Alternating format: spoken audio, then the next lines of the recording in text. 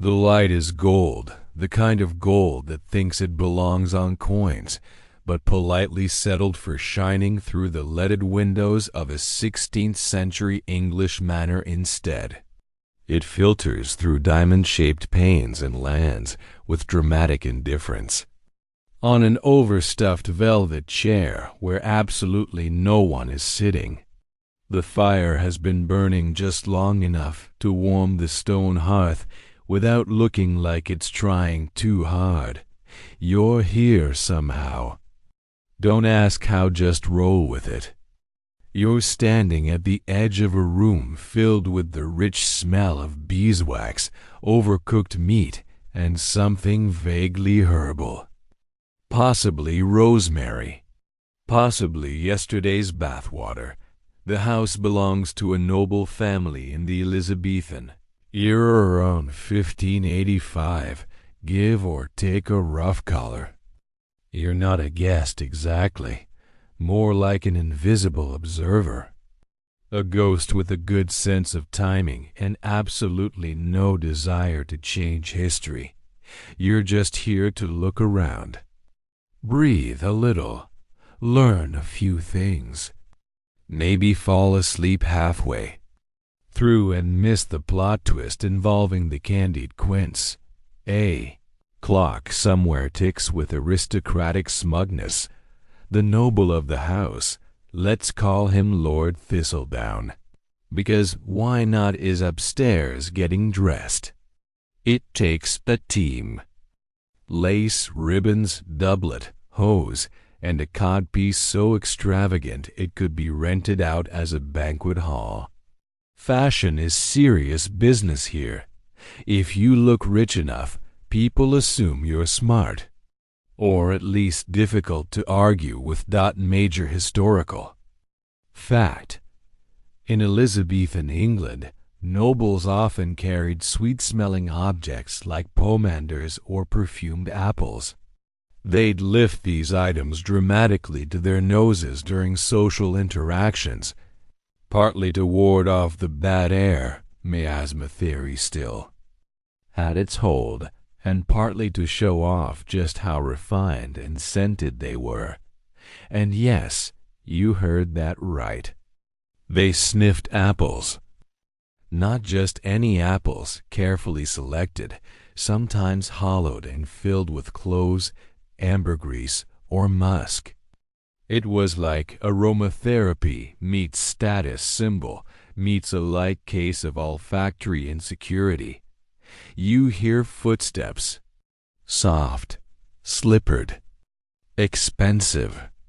A servant enters, balancing a tray with 2 apples, one slightly shinier than the other, as if it knows it's going to be sniffed by someone who owns 6 feathered hats and hasn't smiled since Mary Tudor died.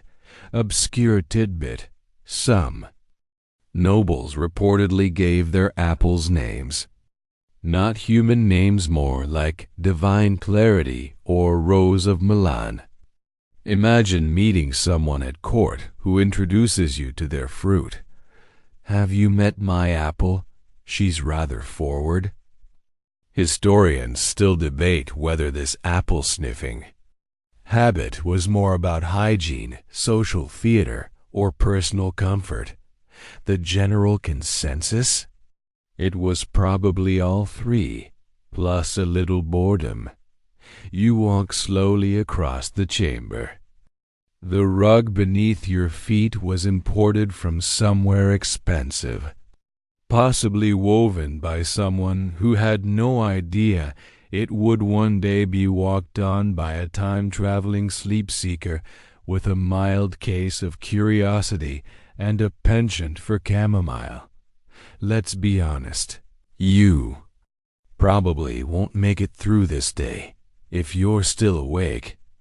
Now's the perfect time to gently like this video, subscribe for more sleepy tailies, and if you're feeling sociable, drop a comment below with your current location and what time it is. We're collecting time zones like they're ruffled cuffs. Now let's ease into tonight's journey. You step into the hall as the apple is lifted dramatically toward a finely powdered nose. You follow the noble slowly. He doesn't notice you, of course. You're still just a sleepy ghost on a historical field trip. But he walks with the pace of someone who expects people to wait for him, or at least to rearrange their breathing so it doesn't offend his mood. The apple rests delicately in one hand, not bitten, never bitten.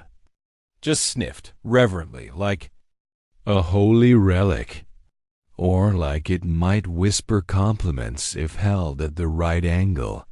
You pass portraits as you walk. Heavy-lidded ancestors with ruffs like satellite dishes and eyes that say, "I've seen things, mostly tapestries." They stare down from their gilded frames, unmoving but somehow still judging. Lord Thistledown pauses near the window. The morning light hits his cheek, just enough to highlight the gold thread in his collar and the small pearl sewn under his ear accidentally or not. No one really knows. Fashion accidents weren't uncommon. They just got rebranded as new trends. Major historical fact. In the Elizabethan court, appearance wasn't just vanity, it was diplomacy. Every color, scent, jewel, and ruffle was calculated. Blue signified loyalty, white meant chastity, whether or not that was accurate, and gold. Well, gold always said, "I have more money than you, and I can afford to smell like flowers while you smell like boiled turnips." The noble reaches for a tiny mirror.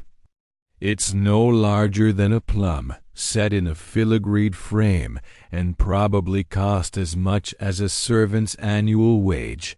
He checks his profile, then his other profile, then his apple. Obscure tidbit, some nobles believed that mirrors, if polished with wine and herbs, could enhance one's complexion through reflected virtue. If that doesn't sound like an Elizabethan Instagram filter, I don't know what does. You step closer to the fireplace. On the mantel, a tiny wax figure of the Queen, slightly melted. A tin of crushed rose petals. A velvet pouch that smells like crushed mint and fear. The servants dust around it but never touch it directly. That's for someone with a title and an opinion. There's a faint sound in the corridor. The gentle tap of leather heels. Another noble is arriving. A lady. This time, her hair sculpted into a tower of braids and pins, like a fortress built against casualness. She carries a pomander, a silver sphere filled with scented herbs and cloves, swinging from a chain at her waist like a very fancy mace. Lord Thistledown and the lady nod to each other. Neither smiles, but their apples and pomanders are raised. In mutual respect, it's like a medieval perfume duel. Historians still debate whether these interactions were meant to conceal unpleasant smells or just display refinement. Given the state of Elizabethan plumbing, it was likely both. You trail them as they glide toward the solar, a kind of sunny sitting room meant for conversation, polite gossip, and extended bouts of meaningful eye contact. A servant pours spiced wine. No one drinks it yet. It's part of the performance. You linger near the window, the glass lightly wavy. Outside, the garden waits perfect hedges, sculpted yew trees. A bored peacock wondering how it got into this narrative. Inside, the conversation begins. slow, circular, exquisitely meaningless. But the apples? Oh, they are sniffed with purpose. And so the morning drifts on, wrapped in velvet, spiced with clove, and faintly padded with theatrical boredom. You feel your eyelids grow heavier. Good. That single quotes S. Exactly how the nobles liked it. It's nearly midday now, though you wouldn't know it by the pace of things. Time, in this house, doesn't march. It reclines dramatically on a divan, waiting for a lute player to start something moody. Lord Thistledown is now in the library, which, as expected, contains mostly books that haven't been opened in decades. Some are chained to the shelves, not because they're dangerous, though a few sermons come close, but because books were precious and stealing was both rude and unoriginal. You step across the thick, uneven floorboards. They creak not in protest, but in polite acknowledgement. The rugs are imported again. The curtains are thick enough to block most light and all enthusiasm. He's seated now, on a velvet chair too stiff for comfort and too embroidered for humility. Before him, a folio open to a woodcut illustration of the heavens, planets in spirals, stars as spiky flowers. The sun looking faintly judgmental, as usual. Major historical fact. In the 16th century, astrology and astronomy weren't quite divorced yet. Nobles often consulted horoscopes before traveling, marrying, or even buying a new doublet. The stars were like Elizabethan Yelp reviews, vague, occasionally helpful, and wildly open to interpretation. Lord Thistledown sips something warm, possibly mead, possibly a medicinal broth made from elderflowers and wishful thinking. He squints at Saturn. Not the real Saturn. The engraving, which is somehow more distant. Obscure cultural tidbit. Some believe that Saturn's influence made a person melancholic, prone to contemplation and excellent handwriting. A Saturn-ruled noble might wear dark blue robes and commission sad poetry about wilted gardens. Basically, the Elizabethan version of the sad playlist mood. The noble taps the table with one ringed finger, then calls for his secretary. A thin man with inky fingers and a scroll permanently tucked under one arm enters, bowing just low enough to register respect without suggesting lower back problems. "You may write," Thistledown says. And the secretary unfurls the parchment with a chin, with a condent, with a parchment, with a conne, unfurls the parchment with a parchment, with a parchment, with a condent, with a sound like resigned parchment. Historians still debate whether these dictated letters were ever sent, or simply a means for nobles to hear their own ideas read back to them in a more flattering voice. You float to the edge of the room, where a collection of herbs hangs drying above the hearth. Sage, lavender, and something a little unidentifiable, possibly mint, possibly experimental. The scent is sweet and slightly strange. A cat appears. It doesn't meow. It simply exists, in the way all cats do, in full knowledge that they are both irrelevant and essential. The clock ticks. A servant sneezes, apologizes, and is immediately ignored. The noble is now pondering the phrase celestial melancholy and whether it might be embroidered on a pillow. Outside, clouds pass without consequence, and you, You feel the very edges of wakefulness softening, as if your thoughts are wrapping themselves in wool just for a little while. Let them. Now you're in the garden. It's not a grand garden. Not Versailles. Not even particularly well planned. But it has hedges, and that seems to be enough. The Elizabethans weren't always obsessed with symmetry. Sometimes they just wanted a place to walk slowly while pretending to be thoughtful. The gravel crunches beneath Lord Thistledown's shoes.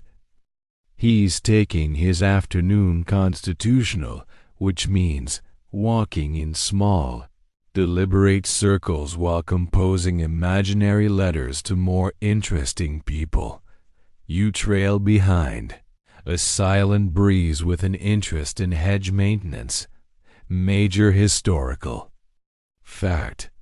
In late 16th century England, gardens were often planted not just for aesthetics, but for medicine. Knot gardens, those charming, maze-like beds, were filled with sage, thyme, marjoram, and mint. Each plant had its purpose. Lavender to soothe the nerves, rosemary for memory, basil apparently for love, though that might have just been wishful thinking on someone's part. Thistledown pauses by a rose bush. Not the blooming kind. This one is clearly past its prime, but still clinging to one defiant petal like a drama queen on her final monologue. The noble stares at it for a moment, then sighs as though he relates. Obscure tidbit. Some courtiers believed certain roses only bloomed in the presence of noble blood, which sounds romantic until you realize it was probably just good soil and a bit of luck. The peacock reappears. It glances at you with the full disinterest of a bird that once dined in the presence of royalty and found the conversation lacking. A servant follows distantly behind the noble, holding a cushion. No one knows why. The cushion has not been used in 3 years, but it follows him everywhere. Some say it once belonged to his mother. Others say it's just part of the outfit now. Historians still debate whether garden walks were genuinely reflective moments or simply ways to avoid indoor conversations. Given the length of those walks, the latter seems more likely. You pass a stone sundial that doesn't work. It's decorative. Like most things here, it exists more to be admired than used.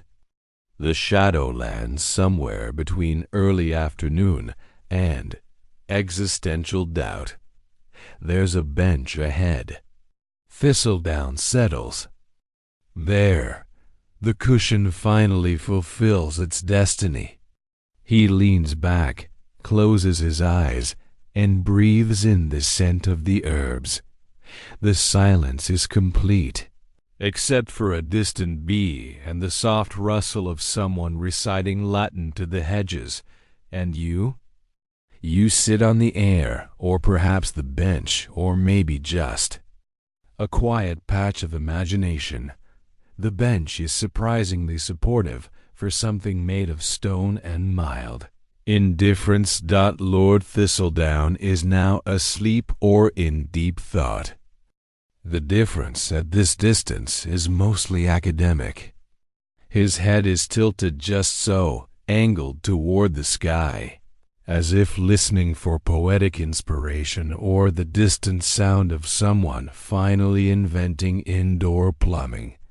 You remain nearby, hovering sort of. Your presence as welcome and weightless as dappled sunlight on linen. Major historical fact. Elizabethan nobles were fond of afternoon naps, though they rarely admitted it. Resting one's eyes was often framed as contemplation, digestive, reflection, or honoring the humors. The humors, of course, being the bodily fluids believed to control your personality. Too much black bile, you're melancholic. Too much phlegm, you're calm and mildly boring. Everything was blamed on the humors. Even bad poetry. The garden is still, not eerily so, just the kind of stillness that comes from everything having briefly agreed to stop trying. The trees rustle in low tones, the bees buzz like tiny lutes. A nearby fountain gurgles with what might be passive aggression. You wander toward it. It's shaped like a lion, though time and moss have softened its face into something closer to tired dog. Water trickles from its mouth into a shallow basin filled with floating petals and the occasional daring leaf. Obscure tidbit. Many noble gardens included water features not for function, but for balance of the elements.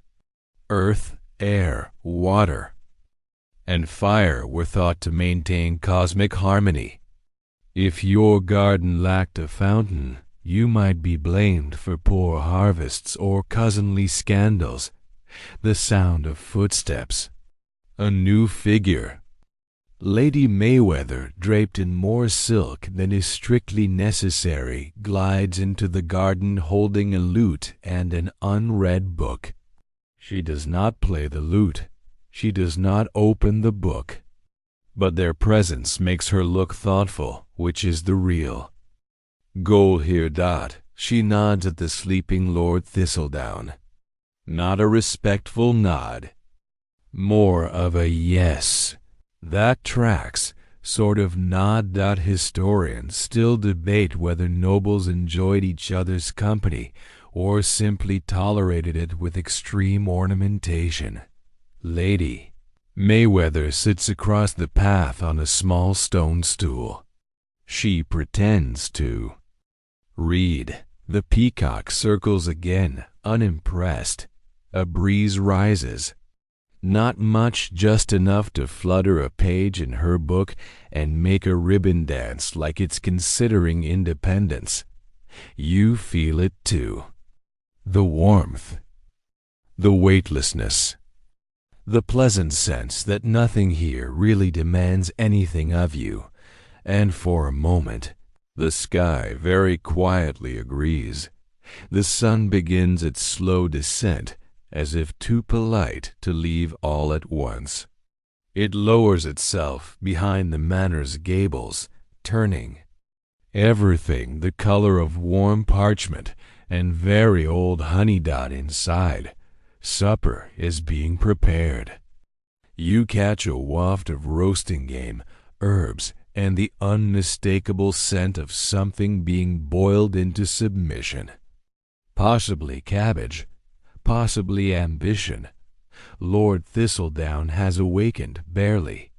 He returns inside like a man summoned not by duty, but by the promise of gravy. You follow. The great hall is tall, timber-girt, and dim. Torches flicker against the walls, casting long shadows of antlers, tapestries, and egos. A great oak table stretches the length of the room, though only 3 people will sit at it tonight. The rest of the chairs are for appearances, or ghosts, or appearances of ghosts. Major historical fact. Elizabethan dining customs were more theatrical than practical. Meals were events, even when no one particularly wanted to talk. Dishes arrived in carefully timed waves, sweet, savory, then sometimes both at once in what could only be described as a culinary ambush. Servants move like choreographed whispers, platters of roast pheasant, bowls of preserved plums. a trencher of bread that might also qualify as a weapon in close combat. Lord Thistledown gestures vaguely toward the food, as if unsure whether to bless it or apologize. Obscure tidbit. It was considered elegant to eat without appearing to chew. Nobles practiced the art of the contemplative swallow, a method of consuming food with minimal motion and maximum superiority. A sort of silent performance of digestion. Lady Mayweather arrives, book still in hand. The loot is gone. Perhaps it found a better reader. The third guest is Lord Barrington, a man whose mustache has its own agenda and whose conversation consists mostly of the words "indeed," "quite," and "Her Majesty is most radiant, is she not?" He says all three before the first course ends. Historians still debate whether the Elizabethan nobility were actually dull or just highly focused on pretending not to be entertained by anything beneath the rank of earl. You take a seat on nothing. Next to no one, across from silence, the meal continues, slowly, decorously, with occasional pauses long enough to reconsider the meaning of mustard. The servants refill goblets with something fruity and slightly judgmental. A toast is made to Queen Elizabeth, to good harvests, to mild winters, to the vague hope of fewer Spanish invasions. The fire crackles. The shadows grow longer. The roast cools. And you? You drift somewhere between candlelight and consciousness, neither guest nor servant, neither awake nor fully asleep, which in this house might be the most comfortable role of all. The great hall has quieted, not fallen silent, exactly just softened, like a page being turned halfway and left open for a moment of reflection. Lord Thistledown reclines slightly in his chair, just enough to suggest satisfaction, but not enough to wrinkle the embroidery on his doublet. Lady Mayweather sips from a goblet as though it holds both wine and answers. Lord Barrington continues, chewing something with the solemnity of a man reviewing a diplomatic treaty. You remain seated invisibly among them, wrapped in torchlight and shadows that smell faintly of roasted cloves and warm linen. Major historical fact. After supper, it was common for nobles to retreat to a withdrawing room, a quieter space meant for conversation, music, or the display of expensive ennui. This is where one might read aloud from a volume of poetry, discuss the moral implications of turnips, or simply gaze meaningfully at the fire until someone asked if you were composing a sonnet. Tonight, the fire crackles obligingly. A log shifts. Sparks rise briefly like startled stars. Lord Thistledown stands with great ceremony and no urgency. "Shall we retire?" he murmurs to no one in particular. And so they do. You follow them into a smaller chamber lined with tapestries, depicting what is likely the biblical apocalypse, though half the figures are wearing suspiciously Tudor-style hose. Artistic license, or time travel, historians still debate. Obscure cultural tidbit. Some noble households employed fire watchers, whose job it was to tend the flames and make sure no ember wandered off to start a scandal. These watchers were often older servants who had mastered the delicate art of sitting still, while looking mildly worried. The withdrawing room tonight is filled with long chairs, pillows, and the faint sound of a viol being tuned. A servant in soft shoes plucks at the strings as the nobles settle in. No one asks for music.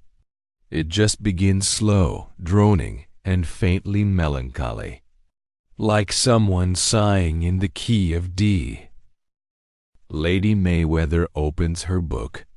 Again she does not read, but she looks at it intensely, as though the words might leap out if stared at sternly enough. Lord Barrington is now gently asleep, or pretending to be, which in this context is just as polite. You drift to the window. Outside, the sky is a gentle blur of navy and silver. One star, possibly Venus, possibly a stubborn speck of ash, shines just bright enough to be considered hopeful. You lean against the glass, or imagine that you do.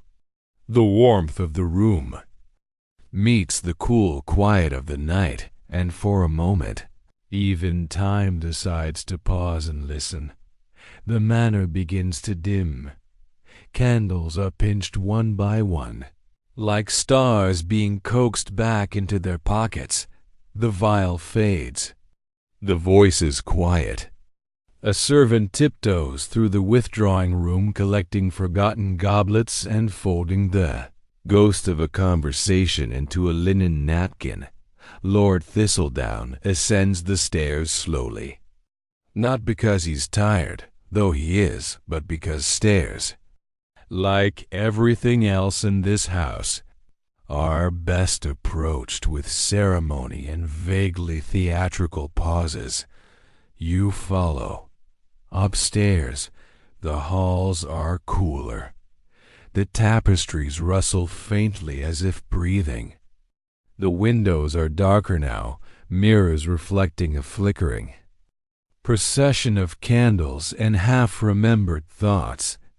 Major historical fact: Elizabethan bedchambers were rarely private. Nobles often slept surrounded by attendants, pets, and the occasional cousin. Privacy was something for peasants. Nobles preferred an audience, even in slumber. Lord Thistledown's chamber is large, not out of need, but out of social expectation. There's a bed big enough to host minor political intrigue, draped in velvet and trimmed with dreams of better thread counts. He removes his outer garments with the help of a tired valet. The process involves unhooking, unbuttoning, unlacing, and a brief theological debate with the left boot. Obscure tidbit: some nobles commissioned bedtime prayers in verse, written specifically to match their personal anxieties, be it invading armies, suspicious moles, or lingering debts. These prayers were sometimes sung by servants as the noble drifted off, effectively turning anxiety into lullaby. Thistledown lowers himself into bed. A fire crackles nearby, its glow now more whisper than warmth. He exhales through his nose, the universal sign for, well, that's quite enough of everyone. Historians still debate whether the presence of embroidered pillows bearing biblical quotes added to moral improvement or simply served as elaborate guilt traps. You drift toward the foot of the bed, not intrusively, just nearby, watching the shadows settle like blankets over the carved wood, the rugs, the folds of curtain. A clock somewhere below stairs chimes once, then twice, then decides that's sufficient. The peacock has found a branch. The cat is asleep in the hearth. Outside, the wind passes gently through the hedges, over the gate, across the orchard, and onward, carrying with it the scent of clove, rosemary, and stories only half told. And you? You're beginning to blur at the edges. Soon, even your thoughts will start to curl inward, like the edge of a vellum page, turned softly in candlelight. The manor sleeps, or at least pretends to. Somewhere in the west wing, a door creaks open for no reason other than tradition. In the servants' quarters, someone sneezes quietly into a sleeve and is immediately shushed by a half-awake colleague. A rat considers a crumb, changes its mind, and moves on. Even vermin here are thoughtful. You, however, are still awake. Or dream-waking. Or maybe something in between, like drifting inside the memory of a room you never left. You float along the upstairs hallways. It's darker now, but not empty. The tapestries breathe. The floorboards mumble. And there's always that one painting, with eyes that definitely weren't looking at you earlier. Major historical fact. Noble houses like this often had secret passages, little crawlways between rooms, used by servants or built for less explainable reasons. Some led to nowhere. Some led to old wine cellars. Some were forgotten entirely, which is how local legends about the hidden cousin got started. You brush past a panel with a hidden latch. It clicks. You could open it. Note, you're not here to uncover scandal or solve dusty mysteries. You're here to wander in the comfort of not needing to know. Instead, you pause at a small alcove. Inside, a prayer stool, a missal, a dried rose tucked between the pages. The kind of quiet space where even the dust has memorized a few hymns. Obscure cultural tidbit. Elizabethan nobles often maintained private chapels, or at least small devotional corners, where prayers were tailored to both spiritual yearning and social anxiety. Dear Lord, please preserve my family, my estate, and my wig from moths. Outside the window, the orchard glows silver. Moonlight filters through branches. Fruit gleams faintly. The wind, mild and sentimental, moves the apple leaves like a sigh. You imagine the trees murmuring old secrets.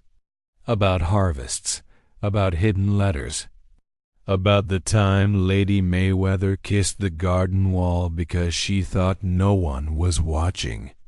Historians still debate whether apple trees truly bore more fruit if you sang to them.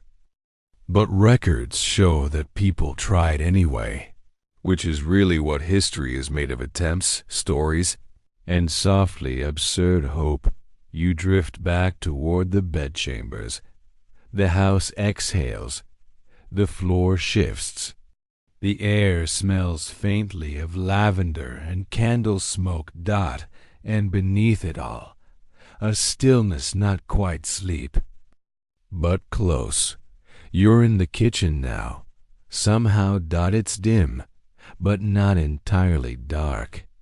A low fire has been left to smolder coals glowing gently in the hearth, like the last blush of a thought. Above them, a cast-iron pot swings lazily, its contents long since reduced to comfort and memory. Shelves line the walls, jars, bundles, boxes, each one labeled in scratchy ink and varying degrees of ambition. Dried thyme, salted goose fat, cloves, good, and one mysterious tin simply marked Tuesday. Major historical fact.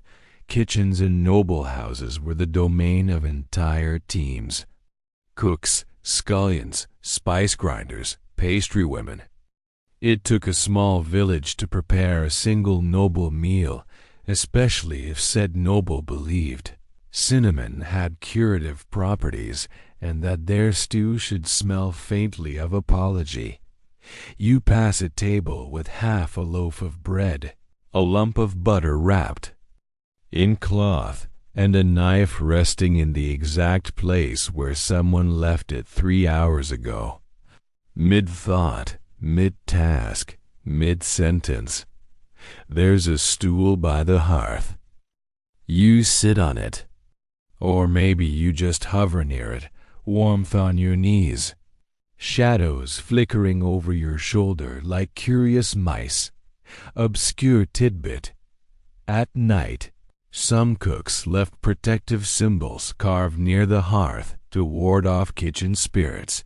These were usually simple crosses, spirals, or witch marks, meant to keep away bad luck and burnt puddings. One popular one was a circle within a circle, symbolizing endless good flavor. Or possibly just endless leftovers. The fire pops gently. A cat stirs under the table. Not the one from earlier. This one's striped, older. Vaguely annoyed that you've entered its dreams uninvited dotted stretches. Blinks. Decides you're boring. Goes back to sleep. The kitchen smells of everything you didn't know you missed: onions, smoke, yeast, and the quiet satisfaction of something having been completed hours ago. You glance up. Hanging from the beams, dried oranges, bundles of herbs, long twists of garlic. Not just for flavor, but for protection. Against sickness. Against spirits. Against blandness. Historians still debate whether hanging garlic really warded off evil. But they agree it did keep your neighbors at a respectful distance. Outside, the moon continues its leisurely arc. Inside, the house becomes more dream than dwelling. You stay a little longer in the kitchen, letting the warmth wrap around your thoughts, letting the silence do what it does best: listen. And somewhere far off, not in space but in time, a rooster is still very much asleep. The night deepens, thick and velvet, like the lining of a noble's cloak. The stars hang a little lower now, not because they're tired, but because they want to listen to.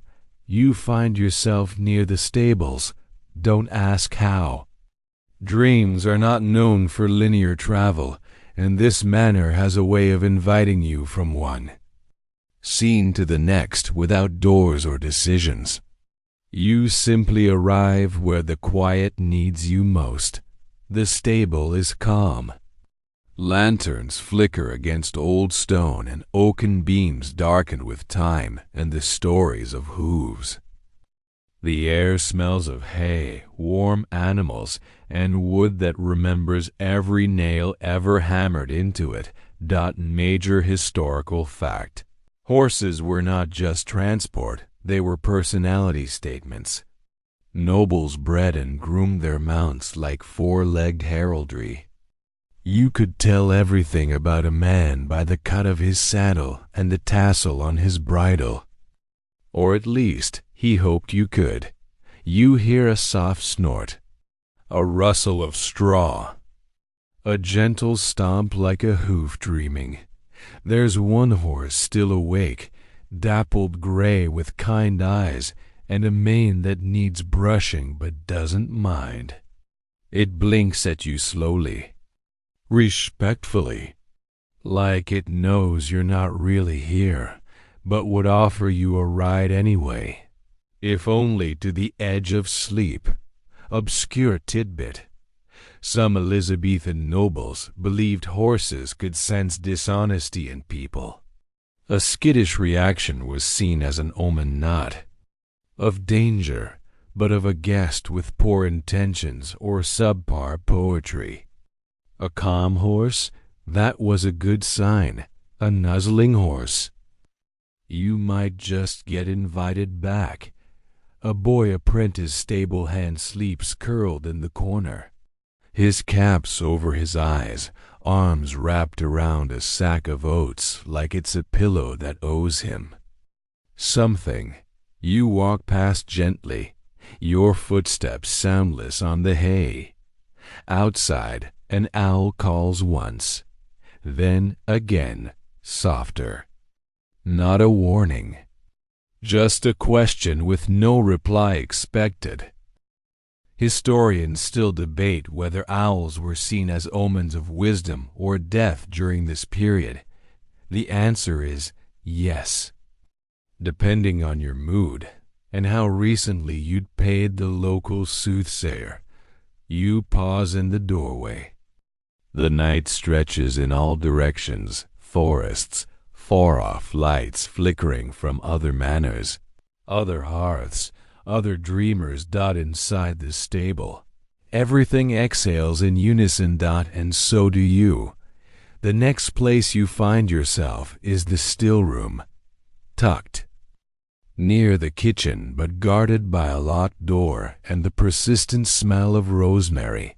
The still room is the domain of the lady of the house, or more precisely, her most trusted women. Here, alchemy and botany blur. Jars line the walls. Linen sachets hang from rafters. A small lopsided stool rests in the corner, awaiting the next patient blend of herbs and patience. The room glows with amber candlelight and the faint shimmer of glass bottles filled with liquids that range from promising to questionable. Major historical fact: the still room was where household remedies were brewed, cosmetics prepared, and perfumes distilled. It was part pharmacy, part spa, part science lab, with a strong emphasis on trial and error. Some remedies worked. Others just smelled confident. Lady Mayweather is here now, dressed down from earlier, her sleeves rolled, hair unbraided. She's gently grinding dried lavender with a mortar and pestle, as if coaxing the scent out rather than crushing it. She hums quietly, a lullaby, a psalm? Possibly something invented for the moment. You observe her hands, skilled, certain. She adds a pinch of sage, a whisper of chamomile, then stirs the mixture with the kind of reverence usually reserved for love letters and bread dough. Obscure cultural tidbit. In Elizabethan households, it was believed that certain herbs could influence dreams. Lavender for calm, mugwort for prophecy, pennyroyal for complicated opinions. Some even kept herb pillows under their beds, stitched with small prayers and the occasional strand of lucky hair. The room smells like a garden at midnight. She pours the mixture into a muslin sachet, ties it with a silver ribbon, places it on the sill to cool. You can almost feel its warmth, its sleepy weight, its promise. Historians still debate whether these sachets were medicinal or ritualistic, but nearly all agree they were a way for women who often had little formal power to control something of their world. Lady Mayweather finally looks up, not at you exactly, just out the window where the orchard barely shimmers beneath the tadine. Stars. Her expression is unreadable, soft, maybe, or just tired. She turns down the lamp. The shadows shift, not menacingly, but like blankets pulling themselves into place, and the still room, for now, goes quiet. Somewhere deep in the manor, A clock decides it's time to chime. Once, twice, then stops, as if realizing no one asked. You're back in. The long gallery now. It's the largest indoor space in the house, not because it needs to be, but because nobility is always at least partially measured in linear feet. By day, it's where guests pace during rainstorms and pretend to admire tapestries. By night, it's a hallway of memory, lined with portraits who take their staring very seriously.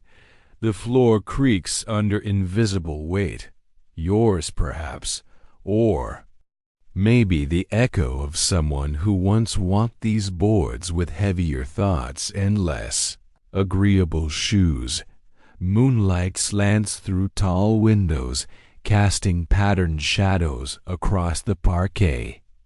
You step carefully between light and dark, like tiptoeing through the memory of a chessboard. Major historical fact: long galleries were symbols of status and subtle propaganda. They displayed wealth, lineage, and taste, or at least ambition. Every portrait had a message. Every ceiling beam was a silent trumpet. Even the windows said, "Look how many panes I have." Imagine how cold we must be to afford this. Paintings line the walls, lords and ladies in frozen regality, velvet collars, distant gazes. One man seems to be staring past you. One woman looks like she'd prefer to be elsewhere, possibly the kitchen. A child clutches a spaniel like a tax deduction, obscure cultural tidbit.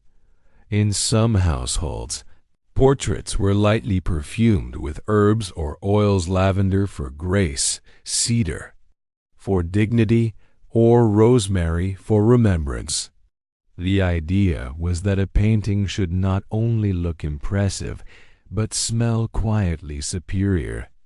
You pause before a window. Outside, the garden is nearly invisible now, except for the glint of dew and one determined moth doing laps around a lantern. You hear something. A faint note, music, somewhere below a harpsichord, barely touched. Not a performance. More like fingers remembering something. Perhaps a court dance. Perhaps a forgotten melody from a youth spent flirting near fountains. Historians still debate whether nobles played music to soothe themselves or simply because their guests refused to leave. Without a ballad, you lean against a pillar. Not tired. Just still, and as the last note fades, so do your thoughts softly, like footsteps on old wool. And now somewhere between time and dream, you're in the solar, a smaller room, tucked into the eastern side of the house where the sun first reaches in the morning, but now it's night. And the name feels ironic. There is no sun here. Just the gentle hum of a house breathing in its sleep. The solar is quiet, but not abandoned. You can feel the memory of conversation. In the walls, whispered poetry, needlework chatter, the occasional scandal mentioned just loud enough to feel accidental. Cushions sit in thoughtful disarray. A spindle leans in a basket of thread. A cracked ceramic bowl holds plums that are slightly past their prime, but determined to be appreciated. Major. Historical fact. The solar was often the domain of the lady of the house, her retreat, her office, her sanctuary. Here, letters were written, decisions were whispered, and matchmaking theories were scribbled into margins of prayer books. A letter rests on the writing desk. its seal unbroken. The wax bears a crest with a bird of prey and a motto that translates loosely to, "I hope this finds you less boring than last time. You don't open it." That's not your role. You turn instead to the tapestry on the wall. Woven figures dance in a stylized meadow. One carries a lyre. Another pours wine from a jug that looks suspiciously like it came from the actual kitchen. The sky is embroidered in thread the color of dusk, and one star has been stitched brighter than the rest, perhaps by accident. Or maybe on purpose. Obscure cultural tidbit. Some tapestries were coded symbols hidden in the weave. A hawk might mean freedom, a poppy, longing, a hedgehog. Historians still aren't sure. Possibly revenge. Possibly a joke no one's explained. You sit on a low bench beside the hearth. No fire tonight. Just coals and the soft memory of warmth. Someone has left a book open nearby. It's in Latin, or it wants to be. The ink has faded. The margins are full of tiny drawings, cats, vines, faces with exaggerated noses. Doodles from a time when someone was supposed to be paying attention, but wasn't. You smile. Or you would, if you were fully here, but you're fading now, thought by thought. Like candle wax returning to stillness. Outside, the sky is quieter than ever. And you? You are the softest thing in the room. You find yourself at last in the chapel. Small, humble, tucked behind a wooden door with hinges that sigh as you enter. The air is cooler here, touched with the scent of beeswax, stone, and forgotten prayers. Candles burn low along the altar rail. They flicker not for effect, but because the draught from the stained glass window above. The choir stall is always just slightly impolite. The stained glass glows faintly blue and gold, its figures blurred by time and moonlight. A saint holds a palm. A lamb rests at someone's feet. One corner panel has been replaced by plain glass, suggesting either budget cuts or divine mystery. Major historical fact. Private chapels were common in noble households, especially among those too rich to mingle and too pious not to try. Services were held in Latin, regardless of who understood them. Some nobles hired chaplains with the specific instruction to preach quietly and briefly, preferably both. A wooden pew creaks beneath no one. The prayer book is open to the evening psalms, though the words are half faded and the corners dog-eared. By gentle hands, you sit or feel yourself seated beside the pulpit, not judged, just observed, by shadows, by candlelight, by time itself, humming in the walls. Obscure cultural tidbit. Some Elizabethans believed certain prayers were more effective after midnight, when the veil between worlds was thinnest. Others simply liked the quiet. And some, honestly, just couldn't sleep and figured a bit of scripture couldn't hurt. You hear the sound of a match. A wick catches. A candle rekindles itself, as if unwilling to let the night pass without one last flicker. Outside the chapel, the world is deep velvet. Inside, the hush is not empty. It's full of every quiet word ever spoken here. Every whispered hope, every clasped hand, Historians still debate whether faith in this era was truly devout or simply good manners. Perhaps, like most things, it was both. A little belief, a little performance, a little candlelight, and a lot of hoping someone up there was listening. You lean back. The pew groans softly. The air shifts, and the house, this old, flickering, embroidered manor, holds its breath. Now the story settles. The candles burn low. The fire sighs into ash. The windows darken, not because the night deepens, but because it folds gently over everything. Like a woolen blanket warmed by memory. You are nowhere in particular now. You are not in the chapel, not in the gallery, not even in the manor.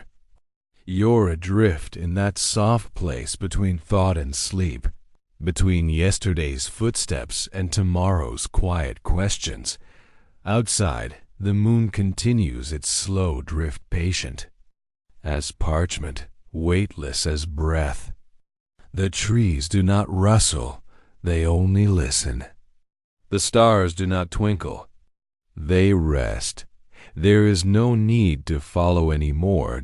No footsteps to echo, no voices to overhear, only stillness.